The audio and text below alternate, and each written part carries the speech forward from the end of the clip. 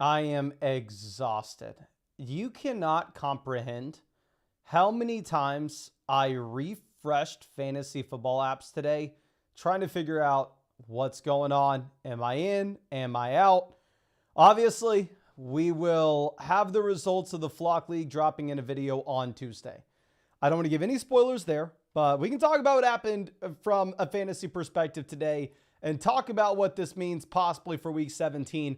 I think at this point of the year, you have a pretty damn good idea of who you're starting, who you're not. I mean, if you're in a 12-team league, only 2 of y'all should be left in the fantasy football championship anyway. And yes, somebody says Mason's not crying. He advanced. Well, you'll see on Tuesday. You'll see on Tuesday. But anyway, running through this quickly, the Giants' garbage offense. If you started Tracy, kind of get lucky. You get more receiving usage than you've had all season outside of, I guess, back in week 6. And you get the receiving touchdown in a game where the Giants only score 7 points. So honestly, looking at this, if you play Tracy, again, I think got lucky. This dude carried the ball 7 times. Malik Neighbors dominates with the 14 targets. The hope is, I mean, you can get a quarterback in 2025 potentially.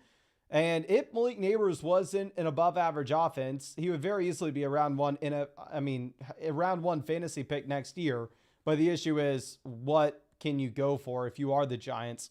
Nobody else here matters in this Giants offense. Michael Penix looked pretty damn good in this game. Obviously, the Falcons win here by, a total of, my math is not horrendous, 27 points. And yes, Penix has the interception, but it's not his fault. It's 100% on the fault of Kyle Pitts. Michael Penix looks like he's set up himself to be in a great spot in 2025 for Dynasty Leagues. I'm going through and looking at what we have with the running backs here. With Bijan Robinson in particular, he's just been a league winner all season now. The absolute stud, top 5 running back in total fantasy points scored coming into this week after dropping another 24 points. Not going to be surprised if he continues to climb up. London only gets you 10.9 fantasy points. London ends up getting banged up with a hamstring here, but sounds like London should be good to go in week 17. And honestly, in week 17 here, I would assume that it's going to be a more competitive contest where the Falcons are going to be forced to throw the ball. And in that instance, I would go ahead. I'd probably start London next week. Let's go over and let's look at the Cardinals-Panthers game. Now, this was a big game for my own matchup because I started James Conner. My opponent freaking started Chuba Hubbard. Hubbard had to just pour the salt on at the very end. Big thing in this game is you have 30 points. Yes, 30 points from the Arizona Cardinals in a game that goes to overtime against the Carolina Panthers. And you know what you see? 5 points from McBride and less than 8 points from Harrison. Absolutely pathetic. I mean, obviously we can say McBride, you still start next week if you make it. Connor, if he is healthy, he does suffer a knee injury. I mean, yeah, I'll talk about it a little bit more in the waiver wire video, but obviously these backup running backs in Arizona are going to be interesting. And Chuba Hubbard, you know it this week, you know it next week against Tampa. He will be a must start back. And yes, I will go through and we can talk about the underdog teams. Like I said, the drafts, the Flock League specifically, I want to save that for the Tuesday video.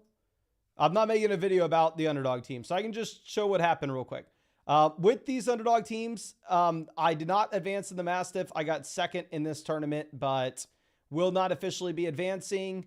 Really, the only interesting thing that I have with these underdog teams is specifically going over to Best Ball Mania. I had 3 entries. I'm currently advancing 1 Best Ball Mania team. I have 157 points.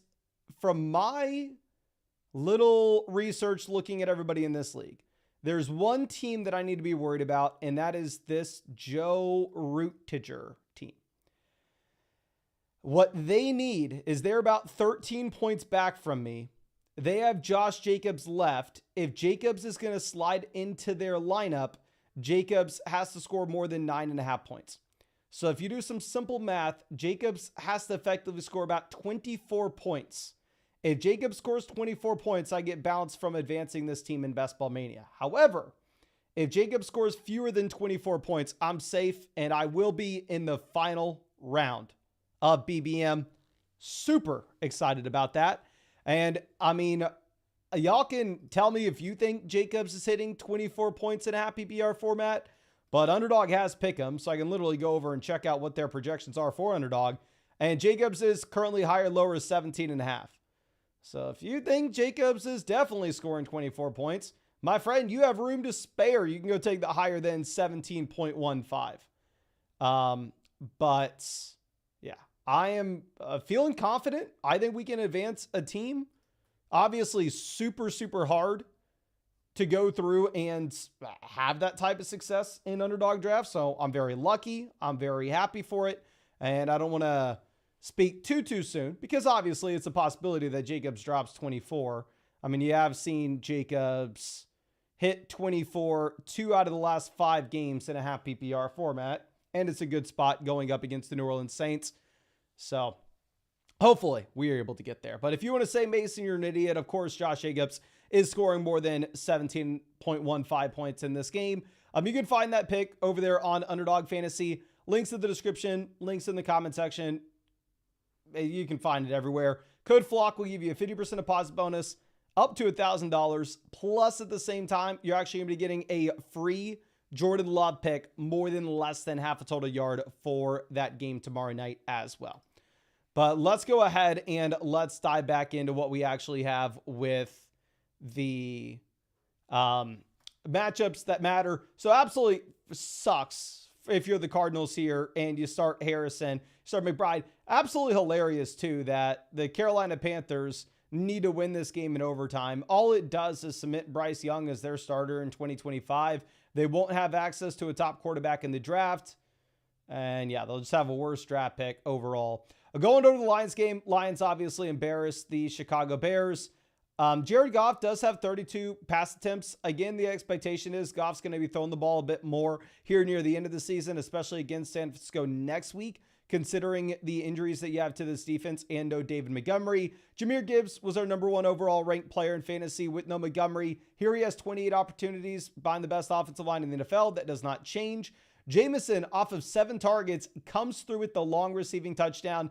You absolutely love to see it. I mean, you had seen the consistency with the target volume since you've had the more passing attempts in Detroit. St. Brown saves us with a receiving touchdown. Super concentrated offense, which is the great thing to see here in Detroit. 15 total targets for these 2 receivers, and really nobody else does anything. Sam Laporta comes through with the receiving touchdown, which of course helps you, boy, not only in the Flock League, but also with a couple underdog teams, but those underdog teams didn't advance anyway. I'm going over and looking at this on the Chicago side of things. DeAndre Swift does have 12 of the 13 available opportunities at running back. Frankly, doesn't matter. You have 40 pass attempts for Caleb Williams. I mean, you have a total like 46, 47 dropbacks. So the Bears just have to completely abandon the run like a lot of teams have to do against Detroit. Keenan Allen, I mean, we need to throw in the towel. I know Keenan Allen's only wide receiver 38 in total fantasy points scored this season, but this was coming into this game. Keenan Allen's probably risen up to where he's actually going to finish in as like a mid wide receiver 3 this year. And you've had some pretty big spike weeks. I mean, in your regular redraft league where you've had a lot of these duds, I mean, Keenan Allen probably has been very frustrating, but like if you're in underdog drafts and you're coming through with the last 5 weeks getting 5 touchdowns from Keenan, the man's been absolutely balling. The thing is, like, if you're projecting this out in 2025, Keenan Allen's going to be 33 years old next year, and you assume that DJ Moore and Rome Odunze just absolutely dominate the target volume. I'm going over to Cleveland. Without Jameis Winston, you can't start anybody here. Other than Jerome Ford, y'all know we are super in on Jerome Ford this week based off the matchup that he had going up against Cincinnati, the worst defense in the league, plus the guaranteed receiving usage. Really hope you started Jerome Ford. Beyond that, Jerry Jeudy, you just simply cannot rely upon. David Njoku gets there with the 10 targets. Again, it was a great matchup, and it's really impressive to get the 14.5 points from David Njoku in a game in which the Browns score 6 total points. And then going over to the Cincinnati Bengals side, the Jamar Chase garbage time touchdown. Thank you. Really appreciate it. But yeah, nothing really changes in Cincinnati. A little bit of a disappointing game from Chase Brown. This is the main game that you want to look at.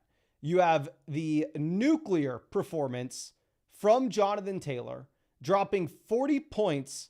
And obviously, JT was a very easy start here. I mean, what we had said all year is he's seeing 100% of the opportunities in his backfield. In this game, the Colts were favored. They were going to be able to run the ball. Super easy start.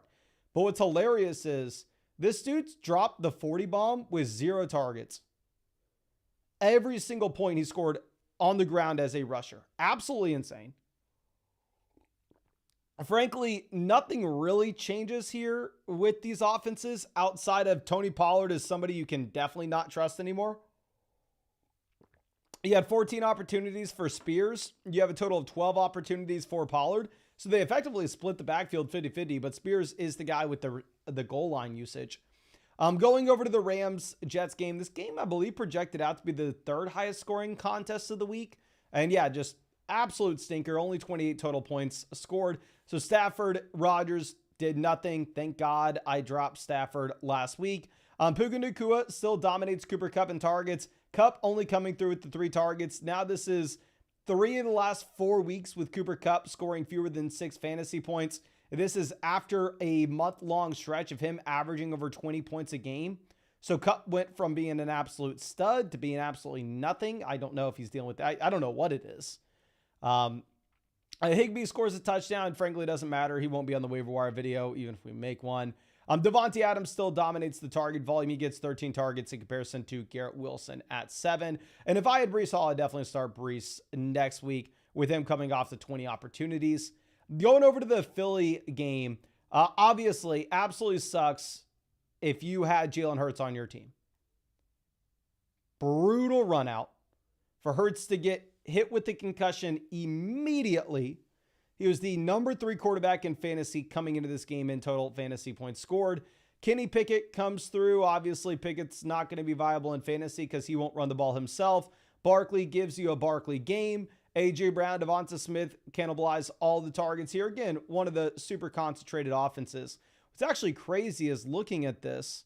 You only have 1 reception going to a player in this offense not named A.J. Brown or Devonta Smith. Going over to Washington, Brian Robinson's super disappointing game. 36 points scored by the Commanders. However, Brian Robinson with the 13 opportunities does nothing because this man loses multiple fumbles. There's no way you can trust Robinson after this game. Going over to Terry, he scores. Olamide Zaccheaus is the guy that comes through with multiple receiving touchdowns. I guess Jamison Crowder as well. Obviously, Crowder had the touchdown at the very end of the game. But yeah, I mean, Terry, I know a lot of people were worried with him in a tough matchup, but fine game, not great game. Thank God DK Metcalf finally did something for us here. So going over to the Minnesota-Seattle game, Aaron Jones remains a must-start guy. I mean, this running back that sees 23 opportunities in this contest. Justin Jefferson is Justin Jefferson. Sorry if you had to play against him. Jordan Addison, still an interesting flex play, touchdown or bust. Jackson Smith-Njigba absolutely dominates here. I mean, with JSN, you get 12 targets. JSN's been a top 10 wide receiver this season in total fantasy points scored. Jackson Smith-Njigba probably ends up being around 3-ish pick in fantasy drafts next season. DK Metcalf kind of saves the day with the receiving touchdown. I was super frustrated halfway through the day. Hawkinson does absolutely nothing. Pats, Buffalo, Ramondre Stevenson gets us a rushing touchdown, but Ramondre Stevenson loses a fumble. And if you remember with the issues that you had of fumbling the ball for Ramondre Stevenson early in the year where he fumbled 4 straight games out the gate, and now over the last 5 weeks, Ramondre's fumbled the ball 3 times. Like, there's no way in hell I can start Ramondre Stevenson next week. You have 12 opportunities for Antonio Gibson. Kayshon Boutte, obviously, and I don't say obviously. Some people thought this dude was an interesting prospect last season. He's nothing. Don't go pick him up. If anybody tells you to get him off the waiver wire, ignore him. Khalil Shakir, I know the absolute goated stud that had been a wide receiver 3 coming into this game that people were super excited about and wanted to make TikTok edits clowning on me for. Does nothing when the passing volume's not there in this offense. Surprise, surprise. He is a product of the system of being with one of the best quarterbacks in the league. Josh Allen, absolute stinker. James Cook comes through, and James Cook is the big reason why that underdog team that we have looks like it is going to be making it to the finals of Best Ball Mania, which your boy is super excited about. This is the squad here, just in case we didn't show it off. But yeah, thank you, Mr. Cook. I appreciate it, and I will hopefully next week, what we need to get an edge on the rest of the field. We're not super strong at wide receiver. Our running back room's nuts. Quarterback, we got Lamar. So here's what we're going to need if we want to win Best Ball Mania next week. If we want to come away with the 1.5 mil. We are going to need a Nico Collins nuclear performance. And I'm going to need Zay Flowers and Lamar to go off. Give me 150 receiving yards, 2 receiving touchdowns for Zay Flowers. Give me 200 receiving yards and a receiving touchdown for Nico Collins. Keenan Allen, keep doing your thing, buddy. You're my workhorse. You're my boy Blue. But, yeah, James Cook is the reason why we were able to go through and advance that team. And, again, I wouldn't trust any of these Buffalo receivers if you don't have to. I picked up Kincaid. I don't know why. I haven't started this dude all year. Going over to Brock Purdy. Thank God I started him over Stafford and Penix. I know we were talking about that previously. And what saved us from getting off of Patrick Taylor in the live streams was literally just looking at the underdog picks, where we were going through and looking at the underdog pick'ems, and they had Patrick Taylor like higher, lower, 52.5 total yards. It's like, oh, okay, well, no thanks. We'll avoid. And yeah, Patrick Taylor does nothing. Deebo Samuel gets there. Finally, Jawan Jennings does have 6 targets in comparison to 14 total opportunities for Deebo. Kittle obviously has his typical George Kittle game. And then going over and looking at what you have on the Miami side of the ball, I guess Tyreek is just Dunskies. Like, you have no Waddle. Over the past 2 weeks, you get a total of 5 receptions. Tyreek saves the day with the receiving touchdown. If the touchdown wasn't there, it would have been 10,000 times worse.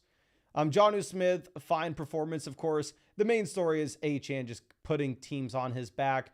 And then going over and looking at Jacksonville, Brian Thomas, the lone target. Britton Strange loses a fumble. This dude looks like he's done.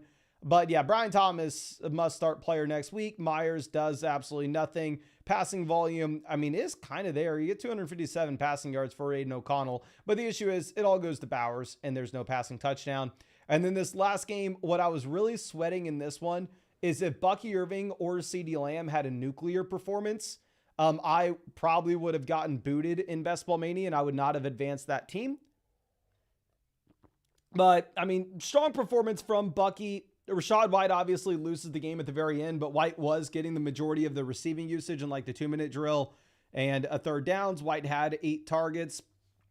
I don't know if anything changes. A disappointing game from Mike Evans, but I'd still start Evans next week. McMillan comes through and he gets peppered at the very end of the game. And McMillan over the past 3 games has 4 touchdowns. Now I know a lot of people are going to get suckered into playing Jalen McMillan next week, because the dude has 4 touchdowns in a 3-game sample. But I do want to take a step backwards and go, hey guys, let's remember these 3 touchdowns have come off of a total of 20 targets. I don't necessarily know how sustainable you can project that into next week. And then going over and looking at the Dallas side of things, Rico Dowdle, he gets 16 opportunities. CeeDee Lamb, you get the 8 targets. You still start Lamb, still start Dowdle next week, still start Evans, still start Bucky, still start Baker, and nothing else changes here. But I really hope y'all were able to make it to the championship week in your league. Obviously, we will have the Flock League video dropping on Tuesday to let you know what went down. All I will say is I was refreshing both the Flock League app as well as Underdog 1,000 times today. And real quick, I have not done this, but let me, for the first time, maybe all year, take a deep dive into the payout structure in Best Ball Mania. That way we have a good idea of like, okay, what are we looking at if we advance this next week? And also, I know people are going to go, oh, Mason, you drafted 150 teams in Best Ball Mania. It's not that impressive that you got a team to the final round, because they don't know how math works. Let me go through and show you a little something. If you drafted 150 teams in Best Ball Mania, you are this percentage of the field, 672. 0.00022. You own this percentage of teams in it. And how many teams make the final? I think it's 539. So out of the 539, 672.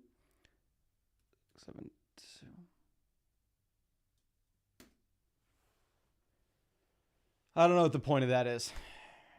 Very, very unlikely to make it to the last round of Best Ball Mania. Your boy, his brain is cooked. But if we finish 401th to 539th, we get 3,700, which does just get you back all your money from maxing BBM. And if you go over and if you actually look at what we got 2 years ago in Best Ball Mania, I got 16th place 2 years ago for 10,000 at the time. But this year with the different prize pool, that would have been 100,000. But clearly the main thing we are chasing here is we're trying to come for that number one spot. So here's what we need again. Jacobs cannot score 24 points in a half PPR format. And if he does, I could still get there, but I would also need Juwan Johnson to score more than 10 points. So we're hoping Jacobs does not hit that 24-point mark. He's done it twice over the past 5 games in a half PPR league. Obviously, it's a good matchup for him against the Saints. And again, if you look at actually his pick'em on Underdog at the moment, Jacobs is higher, lower, 17.15 fantasy points. So for all the people telling me I have no shot in the chat, go take the higher than 17.15 and leave me alone. But much love, ladies and gentlemen. I really appreciate you. And I really hope you're able to make it to the championship. And I'll see you in a live stream later this week.